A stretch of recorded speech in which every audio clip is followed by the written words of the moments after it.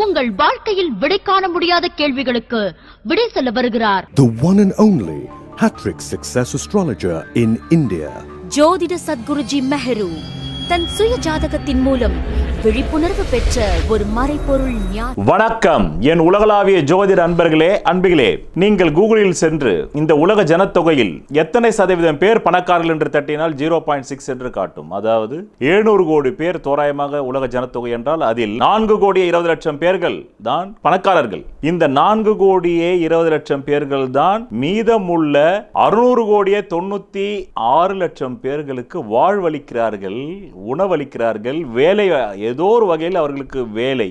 அரசாங்க வேலையாக இருந்தால் கூட அந்த அரசாங்கத்திற்கே ஃபண்டிங் செய்பவர்கள் இந்த 4 கோடியே 20 லட்சம் பேர்கள் தான். அதனால் தான் இன்றைக்கு தமிழ்நாட்டில் உள்ள அனைத்து விஷயங்களும் தனியார் மயமாக்கப்பட்டது. முன்னாடி BSNL அரசாங்கத்திடம் இருந்தது, தனியாரிடம் கொடுத்து விட்டார்கள். இப்போது ரயில்வேயையும் கொடுக்க போகிறார்கள். கடைசியில் அரசியல்வாதிகள் போலீஸையும் கொடுத்து விடுவார்கள். ஒரு நாள் வேறு வழி இல்லை, போலீஸை மட்டும் கொடுக்க மாட்டார்கள். ஏன்னா அது கொடுத்தால் அந்த பண முதலில் போலீஸை வைத்து இவர்களே அரசு செய்து விடுவார்கள் அல்லவா. அதனால் அதை மட்டும் தரமாட்டார்கள் அரசியல்வாதிகள். ஆக இந்த 4 கோடி 20 லட்சம் பேர் பணக்காரர்கள் தான் 600 கோடியே 96 லட்சம் பேர்களுக்கு வாழ்வளிக்கிறார்கள். அப்படி என்றால் பணக்காரனுடைய சதவீதம் உலக ஜனத்தொகையில் 0.6%. அதே கணக்கை தமிழ்நாட்டுக்கு நீங்கள் எடுத்துக்கொள்ளுங்கள்.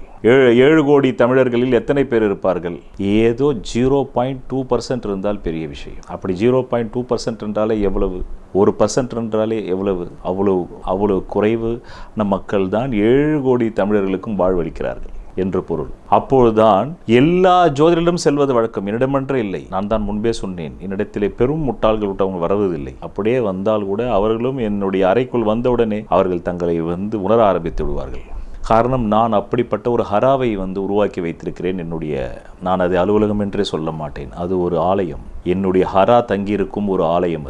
அது ஒரு மேரு, ஜோதிட மேரு ஆலயம். அது ஸ்ரீ மகாமேரு ஜோதிட தியானாலயம் என்று தான் நான் பேர் வைத்திருக்கிறேன். ஸ்ரீ மகாமேரு ஜோதிட தியானாலயம் ட்ரஸ்ட் என்று தான் பேர் வைத்திருக்கிறேன்.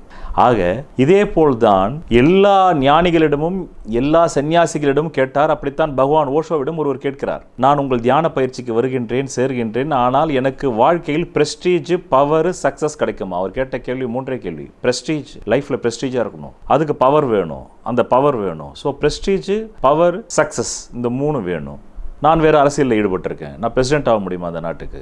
பிறகு நிரம்ப பணம் சம்பாதிக்கணும். உடனடியாக அவர் கூர்ந்து கவனிக்கிறார் பகவான் அந்த பக்தனுடைய கண்களை. அவர் கெட்டவன் கிடையாது, ஆனால் அவர் காவர்டுன்னா ஆங்கிலத்தில் கோழை.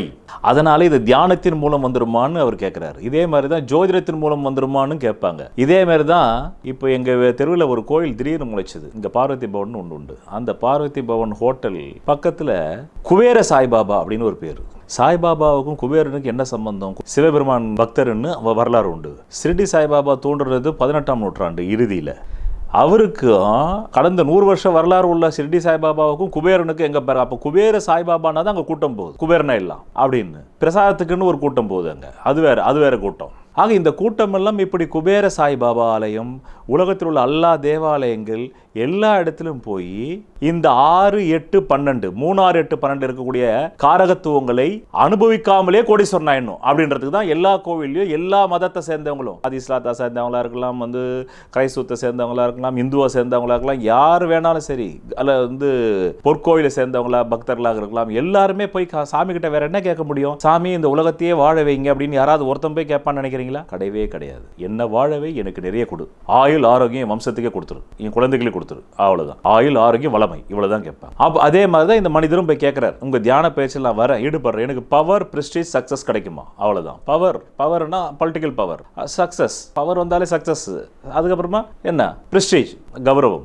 அப்பதான் சொல்றாரு, இந்த பவர், பிரஸ்டீஜ், சக்சஸ் வேணும்னா இந்த விஷயங்கள் எல்லாத்திலையும் நீங்க கடந்து போனாதான் நீங்க அதை அனுபவிக்க முடியும். அந்த விஷயங்களை நான் இப்போ 3, 6, 8, 12க்கு வகை பிரிச்சிருக்கிறேன். இது பகவானே அவர் வாயால் சொன்னது தான். அதை நான் வகை பிரிச்சிருக்கேன். இப்போ நான் உங்களுக்கு சொல்கிறேன். அதில் ஃபஸ்ட்டு சொல்கிறாரு, ஒரு பணக்காரன் ஆகணும்னா அவனுக்கு முதல்ல கரேஜ் இருக்கணும். கரேஜ்னா தமிழில் தைரியம் இருக்கணும். அடுத்தது, எது வந்தாலும் நான் பரவாயில்ல, உச்சி மீது வானிடிந்து வீழுகின்ற போதிலும் அச்சமில்லை அச்சமில்லை அச்சம் என்பதில்லை என்றது கரேஜ் இருக்கணும், தைரியம் இருக்கணும். ராத்திரி 1 மணிக்கு கதவு தட்டுவாங்க, தைரியமாக போய் திறக்கணும். சாக கூட செய்யலாம், கொலை பண்ணுறது கூட ஆளுங்க வருவாங்க, ஆனால் திறக்கணும் தைரியமா. அந்த தைரியம் இருக்கணும், கரேஜ். அடுத்தது 2வது விஷயம், டிடிஎஸ் எஃபோர்ட், கடின முயற்சி. காரியம் நடந்த அப்புறமாவும் முயற்சி இருக்கணும். செத்ததுக்கு அப்புறமா நான் அடுத்த ஜென்மத்தை வந்து சொத்தை அனுபவிப்பேன், அதனால் யார் அனுபவிக்காதீங்க, ட்ரஸ்ட் ஃபார்ம் பண்ணி வைங்கன்னு சொல்கிற அளவுக்கு டிடிஎஸ் எஃபோர்ட் இருக்கணும். டிடிஎஸ் எஃபோர்ட். மூன்றாவதாக டேர் டெவில், அஞ்சான் எஞ்சனாக இருக்கணும். அதான் சொன்ன, ராத்திரி 1 மணிக்கு வந்து கதவு தட்டினாலும் திறக்கணும், திறந்து என்னன்னு பார்க்கணும், அஞ்சான் எஞ்சன் தான் பார்ப்பான் இருக்கணும். இது 3ஆம் பாவத்தில் வருது. 3ஆம் பாவத்துக்கு என்ன பேர் தெரியுமா? தைரியஸ்தானம், பராக்கிரமஸ்தானம். இதுதானே இப்போ பகவான் சொன்னார். பராக்கிரமம்னா என்ன? அஞ்சான் எஞ்சன் தான் டேர் டெவில். வந்துருச்சா? கரேஜ், தைரியம், டிடிஎஸ் எஃபோர்ட், கடின முயற்சி, 3ஆம் இடத்த முயற்சி ஸ்தானம்ன்றான். அடுத்தது டேர் டெவில் வந்துருச்சா? அதனால தான் ஞானிகளுக்கு ஜோதிடம் தெரிய வேண்டாம், அவங்க இதெல்லாம் கடந்து தான் ஞான நிலைக்கு வந்திருக்காங்க. ஆனாலும் அவங்களுக்கு ஜோதிடம் தெரியும், தெரியாமலும் இருக்கலாம். வாழ்க்கையை தெரிஞ்சுக்கிட்டா அதுதானங்க ஜோதிடம். ஜோதிடத்தில் ராசி கட்ட 12 தானங்க வாழ்க்கையாக இருக்குது. ஜோதிடத்தில் தனியாக வேறு இருக்குது. இந்த வாழ்க்கையை அனுபவித்தல் தானே ராசி கட்டத்தை வகுத்தார்கள். அடுத்தது இப்போ 6ஆம் இடத்துக்கு வாங்க சொல்கிறார் பகவான். அடுத்தது சொல்கிறாரு, அவர் சொன்ன 10ல் 3 விஷயம் வந்து 3ஆம் இடத்துக்கு. கரேஜ், டிடிஎஸ் எஃபோர்ட், டேர் டெவில். 6ஆம் பாவத்துக்கு சொல்கிறாரு boldness, such a boldness. A rich man need such a போல்ட்னஸ்ன்றாரு. A rich man need such a boldness. ஒரு பணக்காரன் கிட்ட ஒரு துணிச்சல் இருக்கும், அசாத்திய துணிச்சல் இருக்கும், போல்ட்னஸ் இருக்கும் அவங்ககிட்ட. கோழை மாதிரிலாம் பேச மாட்டா. என்னன்ற சரியா கேஸா போட்டுக்கோ, போய் பார்க்கலாம், போடு. இருக்கவே இருக்கு, செஷன் கோர்ட்லேருந்து சுப்ரீம் கோர்ட்லாம் அப்பீல் போகணும், போய் போட்டுக்கோணும். முதல்ல நியாயமாக பேசுவான், நீ அதெல்லாம் கேட்க மாட்டாங்க, நான் கேஸ் தாங்க போடுவேன்னா போட்டுக்கோ. அதான் போல்ட்னஸ். புரியுதா? போல்ட்னஸ் இருக்கணும். 2வது என்ன இருக்கணும்? சீட்டிங், ஏமாத்து. யாரா இருந்தாலும் ஏமாத்து.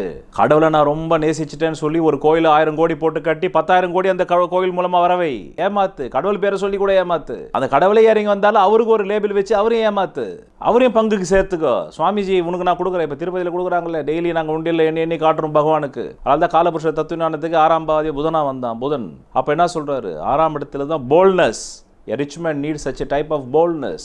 துணிச்சல் இருக்கணும், அசாத்திய துணிச்சல் இருக்கணும், சீட்டிங்னஸ் இருக்கணும், யாரா இருந்தாலும் ஏமாத்தணும், எதுவா இருந்தாலும் ஏமாத்தணும், கன்னிங்னஸ் இருக்கணும், உலகத்தின் எல்லா விதமான தந்திரங்களையும் கற்று இருக்கணும். அதனால தான் காலபுருஷ தத்துவஞானத்துக்கு 6ஆம் பாவத்தை வந்து புதன் வீடா வச்சிருக்காங்க. புதன் தான் வாழ்வின் அனைத்து தந்திரங்களுக்கும் அதிபதி. அஃப்ரைட் ஆஃப் ஜெயில் என்றார் 4வது. சிறைவாசத்தை கண்டு அஞ்சிராத. எவனாவது மிரட்டுவான், உன்னை ஜெயிலில் தெரிவிடுவோம், கம்ப்ளைண்ட் கொடுப்போம், குட்ரா போய் நான் பாடுறேன், நான் அதுக்கு வந்து போய் ஆன்டிசிபேட்டரி பேல் வாங்குறேன்டா, ஏபி வாங்குறேன்டா, நான் பார்த்துக்கிறேன்டா, நீ போய் கொடுறா, பின்ன கம்ப்ளைண்ட் கொடுக்குறேன், போய் போகாதே என் கனவா போகாதேன்னு சொல்லி அவன் காலை பிடிச்சி கெஞ்ச முடியும். ஓகே, உனக்கு தெரிஞ்சது நீ பாரு, எனக்கு தெரிஞ்சது நான் பார்க்குறேன், அதுக்கு மாற்று வழி நான் பார்த்துக்கிறேன். ரைட்? பணம் இருந்தால் பிணமும் வாயை திறக்கும். அப்புறம் என்ன, காவல்துறை வாய் திறக்காதா? நான் பார்த்துக்கிறேன், நீ போ, முடிஞ்சு போச்சு. அவ்வளவுதான். அஃப்ரைட் ஆஃப் ஜெயில் அப்படின்றாரு. Afraid of jail. ஆக ஃபர்ஸ்ட் விஷயம் என்ன சொல்றாரு? போல்ட்னஸ், அசாத்திய துணிச்சல், சீட்டிங், எல்லோரையும் ஏமாற்று, கடவுளாக இருந்தாலும் ஏமாத்து, கடவுள் பேரை சொல்லி ஏமாத்து, கன்னிங்னஸ், உலகின் எல்லா விதமான தந்திரங்களையும் கற்று தேர்ச்சி பெறு. Afraid of jail. எவனா வந்து உனக்கு பூச்சாண்டை காட்டினா உன்னடே உள்ள போயிடுவேனாக்கா, போடா, நாங்கள் ஏற்கனவே புழலில் 1000 வருஷம் இருந்துட்டு வந்தாண்டா போன ஜென்மத்தில், இந்த வருஷத்தில் இருக்குது என்னடா பயம், போடா, நாங்கள் ஏற்கனவே 10 வருஷம் இருந்து வந்தாண்டா போன ஜென்மத்தில், சொல்லு, இல்லை இந்த ஜென்மத்தில் போறியா, நாங்கள் அதிலிருந்து தாண்டி நாங்கள் வருவோம், போ அப்படின்னு. எந்த கோடீஸ்வரன் இன்னைக்கு வந்து ஜெயிலுக்கு போகாதவன் கோடீஸ்வரனா இருக்கான் சொல்லுங்க, தமிழ்நாட்டிலையும் சரி இந்தியாவிலையும் சரி. 5வதா ஒன்று சொல்கிறாரு. அது என்ன சொல்கிறாரு? ஆக ஃபர்ஸ்ட் எடுத்த உடனே போல்ட்னஸ், அடுத்தது cheating, cunningness, afraid of jail. 5வதா ரெடி டு ஃபைட்ன்றாரு. எப்போவுமே ரெடியாரு, சண்டைக்கு ரெடியாரு. ஒன்ஸ் நீ பணக்காரனாகணும் முடிவு பண்ணிட்டீங்கன்னா சண்டைக்கு ரெடியாரு. எந்த பக்கத்துலேருந்து பானம் வரும்னு தெரியாது. லெஃப்ட்ல இருந்து வருமா, ரைட்ல இருந்து வருமா, ஸ்ட்ரைட்டாக வருமா, சென்டரில் வருமா, இல்லை அண்டர் கிரவுண்ட்ல இருந்து வருமா, 8 திசையிலிருந்து எந்த பக்கத்துலேருந்து வேணாலும் வரலாம். ஸோ ரெடி டு ஃபைட், சண்டை போகிறதுக்கு ரெடியாரு. எவனா ஒருத்தன் சண்டை போட வந்துட்டானா கூட படைகளை ரெடியாக வச்சிரு. அவன் எந்த படையில் வரான்னு பாரு. ரவுடி சம்பகையில் வந்தால் ரவுடி சம்பை வச்சு ஆஃப் பண்ணு. போலீஸ் இலாக்கால இருந்து வரானா போலீஸை வச்சே ஆஃப் பண்ணு. அதை விட சுப்பீரியர் ஆஃபீஸர் இருப்பார்ல, அவருடைய பழக்கத்தை வச்சுக்கிட்டு அதை வச்சு ஆஃப் பண்ணு. என்ன மாதிரி வந்தாலும் சரி ஆஃப் பண்ணு. துப்பாக்கியோட வந்தானா நீ ஒரு துப்பாக்கியோட, உனக்கு ரைஃபிளோட 2 கன் மேனை வச்சுக்கோ, நீயும் ஒரு கன்னை வச்சுக்கோ. Ready to fight. இது 6ஆம் இடத்துல இருக்கு. இப்போ பகவான் சொன்ன இந்த 5 விஷயம் ஏற்கனவே 6ஆம் இடத்துல இதெல்லாம் இருக்கு. அவருக்கு ஜோதிடம் தெரியாமலேயே சொல்றாரு. அவருக்கு ஜோதிடம் தெரியும், ஆனாலும் பாவகாரத்துவம் அளவுக்கு ப்ரொஃபஷனலாக தெரியாது, ஆனாலும் சொல்றாரு. அதான் ஞானிகளுக்கு எல்லாம் தெரியுன்றது. ஆக 6ஆம் பாவத்தில் தான் போல்ட்னஸ் இருக்குது, 6ஆம் பாவத்தில் தான் உங்களுக்கு வந்து கன்னிங்னஸ் இருக்குது, 6ஆம் பாவத்தில் தான் சீட்டிங் இருக்குது, 6ஆம் பாவத்தில் தான் சிறைவாசம் இருக்குது. அதனால தான் அஃப்ரைட் ஆஃப் ஜெயில்ன்றாரு. அதே 6ஆம் இடத்துல தான் சண்டை, ஒன்றன் பின் ஒன்றாகன்னு போட்டிருக்கான் புத்தகத்தில், மூல நூல்களில். வம்பு தும்பு வழக்குகள், ஒன்று முடிஞ்சதேன்னு சந்தோஷமாக இருக்க முடியாது, இன்னொன்று வரும். இன்னொன்று முடிஞ்சதேன்னு சொல்லிட்டு சந்தோஷமாக இருக்க முடியாது, இன்னொன்று வரும். இப்படி நீ சாகர வரலும் வந்துக்கிட்டே இருக்கும். செத்தப்புறம் அடுத்த ஜென்மத்திலையும் வரும். ஏன்னா லக்னாதிபதிக்கு ஏற்படும் ஒரு தீங்கினை ஜாதகன் மறுபிறவி எடுக்கும் வரையிலும் அதை நினைத்தே வேதனை உருவான் என்று சொல்லுது. லக்னாதிபதி யாருடைய சாரம் வாங்கிட்டான்னா இதுதான் நிலைமை. இப்போ 8ஆம் இடத்துக்கு வா சொல்றாரு. 2 விஷயம் பகவான் என்ன சொல்றாரு? Osho, gutters, run through gutters, run through gutters way. Run through கட்டர்ஸ்னா சாக்கடை, நாற்றம் பிடித்த சாக்கடை, மனித கழிவுகள் போகக்கூடிய சாக்கடை. ஓரறிவு முதல் 6 அறிவு படைத்த மிருகங்களுடைய கழிவோடு சேர்ந்து மனித கழிவும் போகக்கூடிய சாக்கடைக்குள்ள பூந்து குளிச்சுட்டு சும்மா தலை குளிச்சுட்டு பன்னீர் மாதிரி வா வெளியில. அதெல்லாம் எனக்கு பன்னீர்னு சொல்லு, சாக்கடை எல்லாம் எங்களுக்கு பன்னீர். அரசியல் சொல்லலையா? அரசியல் எல்லாம் சகஜமப்பா. அந்த மாதிரி எங்களுக்கு சாக்கடையெல்லாம் சும்மா பன்னீர் வாடப்பா. நாங்க பார்க்காத சாக்கடையா? கூவம் ஆத்துக்குள்ளேயே நாங்க 3 நாள் மூச்சு பிடிக்காம வாழ்ந்திருக்கோம். வேற எந்த ஆத்துல வாழ சொல்றேன் எங்களுக்கு? கட்டர்ஸ், ரன் த்ரூ கட்டர்ஸ் அப்படின்றாரு. அதுக்கப்புறமா சொல்றாரு 10வது விஷயம், கட்டர்ஸ்.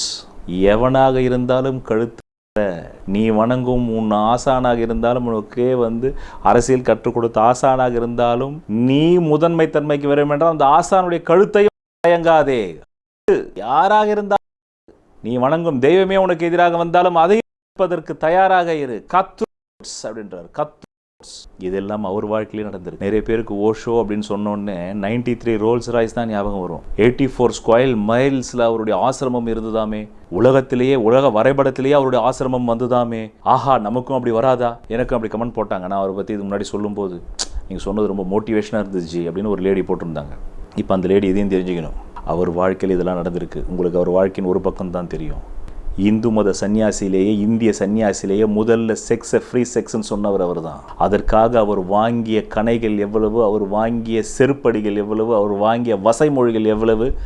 அவர் மீது அமெரிக்காவின் டெபனாயர் பிளேபாய் பத்திரிகை அவர் விபச்சாரம் செய்கிறார் தன் ஆசிரமத்தில் என்று அவர் மீது வழக்கு பதிவிட்டார்கள். அதை கூட அவருக்கே உரிய ஒரு புன்சிரிப்போடு அதை அவர் காமெடியாக, ஜோக்காக சொன்னார், ஆசியமாக. அவர்கள் சொல்வது உண்மைதான். நான் இங்கே நிர்வாணத்தை போதிக்கின்றேன்.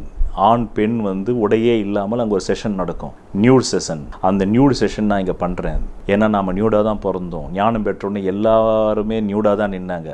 ரமணரும் பார்த்தீங்கன்னா துணி இல்லாமல் தான் வாழ்ந்தார், லங்கோட்டியோடு தான் வாழ்ந்தார். ராமகிருஷ்ண பரமஹம்சர் தியானம் பண்ணும்போது எல்லாத்தையுமே கட்டிட்டு தான் தியானம் பண்ணார். அதை பார்த்து அவன் நண்பன் பயந்துட்டான். ஜெயின மதத்தினுடைய 24 தீர்த்தங்களும் எல்லாருமே இன்னையவர்களுமே துறவரம் போகும்போது நிர்வாணமாக தான் போவாங்க. நான் நிர்வாணத்தை போதிக்கின்றேன்.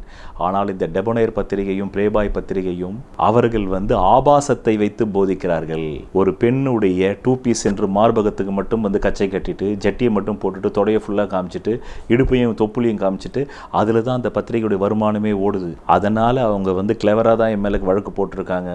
நாம் மட்டும் இந்த ஆசிரமத்தில் நிர்வாணத்தை மக்களுக்கு கற்றுக் கொடுத்துட்டோன்னா அப்புறமா அந்த பத்திரிகையை வாங்க மாட்டாங்க யாரும். அதனால் அவங்களுக்கு வியாபாரம் படுத்துக்கும். அவங்க வியாபாரம் படுத்துக்க கூடாது. அதை நான் உடனடியாக இங்கே நியூடு கிளாஸை நிப்பாட்டணுன்றதுக்கு தான் அவங்க வழக்கு போட்டிருக்காங்க. அதனால் அவங்க புத்திசாலிகள் தான். ஏனென்றால் நான் ஜெயித்து அவர்கள் தோற்றால் அவர்கள் வியாபாரம் படுத்திக்கொள்ளும். பிறகு எவனுமே பத்திரிகையை வாங்க மாட்டான். இப்போது கூட தமிழ்நாட்டில் சர்ச்சை நடந்தது அல்லவா? ஆபாசம் என்றால் என்ன? அது ஆபாசம் அல்ல. இந்திய கோயில்களில் இருக்கும் சிற்பங்கள் ஆபாச சிற்பங்கள் அல்ல, அது நிர்வாண சிற்பங்கள். தயவு செய்து உங்கள் சொற்றொடரை பிழைத்திருத்திக் கொள்ள வேண்டும். அப்படி கூறிய நபர்கள் யாராக இருந்தாலும் திருத்திக் கொள்ளுங்கள். அது ஆபாசம் அல்ல, நிர்வாணம். என்ன செய்வது?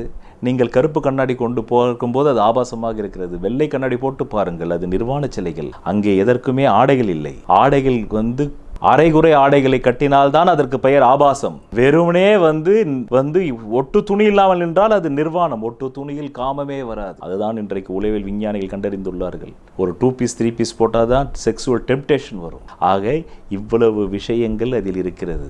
இந்த 3, 6, 8, 12க்குள் இத்தனையும் இப்போது பகவான் சொன்ன இந்த 10 விஷயங்களும் இருக்கிறது. சொல்வதெல்லாம் பலிக்கும் அபூர்வ வாக்கு சக்தி பெற்றவர் மெஹ்ரு அவர்கள். உங்கள் வாழ்க்கையில் பணம், புகழ், பதவி, திருமணம், குழந்தை பேறு, உயர்கல்வி, வெளிநாட்டு யோகம், கலைத்துறையில் வெற்றி, அரசியலில் வெற்றி போன்ற இன்னும் எண்ணற்ற உங்கள் வாழ்வின் கேள்விகளுக்கு ஒரு மனிதன் அவன் ஜாதகத்தை எப்படி அறிந்து கொள்வது? கான்டாக்ட் ஜோதிட Sadguruji Mehru. Address Quality Complex, first floor, new number 45, wall number 12, Arunachalam Road, Saligramam, Chennai 93. Phone 0442376072. Contact 9952959962, 98409 57612. Website www.srimehru.org.